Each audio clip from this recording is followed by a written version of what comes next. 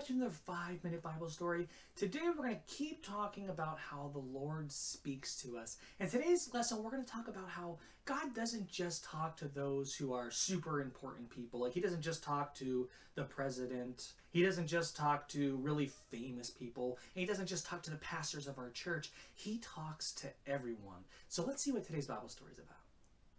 So in today's Bible story, we're talking about a guy named Gideon.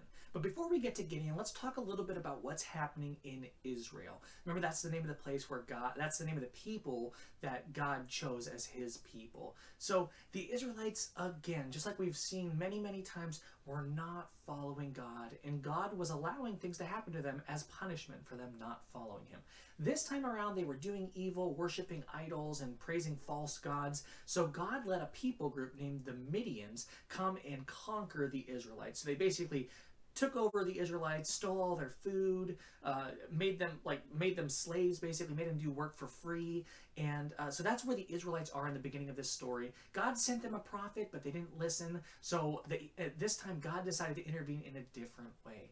So He sent an angel to go sit under a tree just on the property of some guy who wasn't a very important guy. He just had a son named Gideon.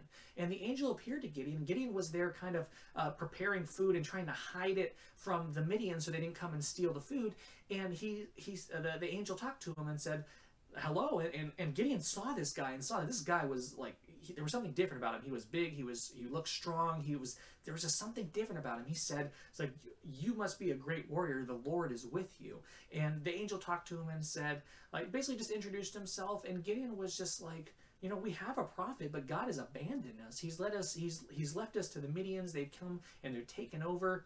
God doesn't take care of us anymore. So the angel told Gideon something that really caught Gideon by surprise. He said, well, then why don't you go and defeat the Midians?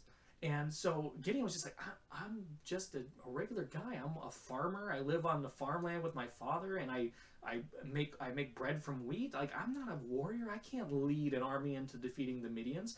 But you know, the angel told him that, and then he was like, this guy's not just a regular guy. There's something different about him.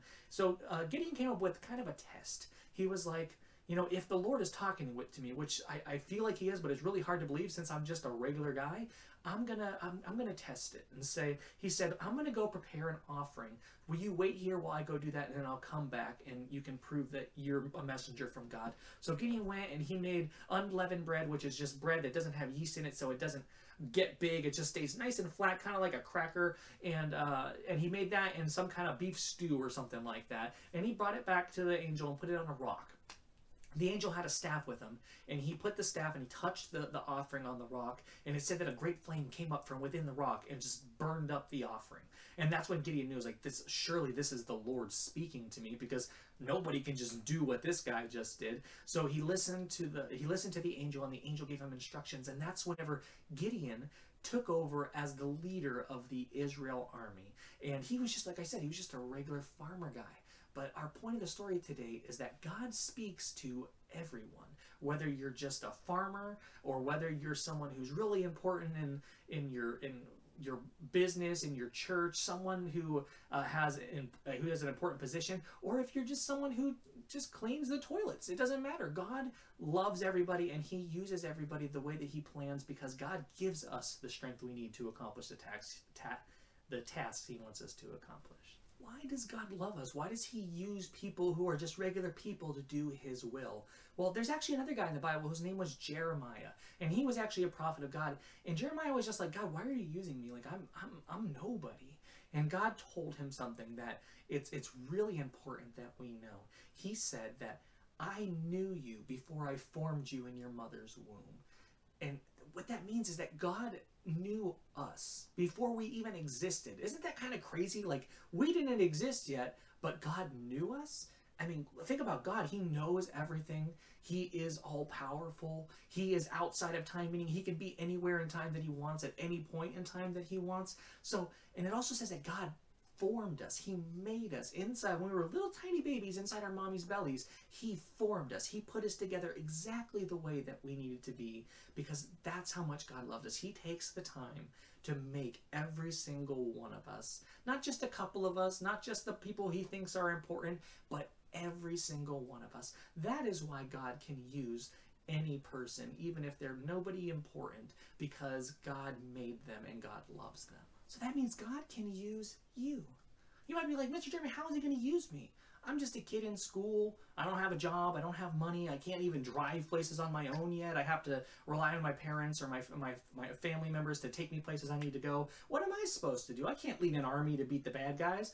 Well, God doesn't ask everybody to lead armies. Like, he didn't ask me to lead an army. He asked me to teach you guys about him. It's simple as that. So maybe he's asking you to share something you learned in today's Bible story or another Bible story with a friend who doesn't know Jesus. Maybe it's a family member that doesn't know Jesus. He has a purpose for you, and he can use you no matter how old you are, no matter how much money you have, or no matter what your job might be someday. He still can use you to do his purposes. That brings us to the end of our story today, and like I've done for the last few weeks, I'm going to let you know about a special event that's coming up in just a couple of weeks. At the end of October, we are having our heroic Halloween quest. It's going to be an epic drive-through kids adventure. It's not going to be like all the costume parties we've had in the past. We're not going to be inside. We're actually going to be outside, but you kids get to be in a car with your family. So you're going to drive through, see a whole bunch of different characters in costumes. We're going to have games to play with you. We're going to give out prizes, lots and lots of candy,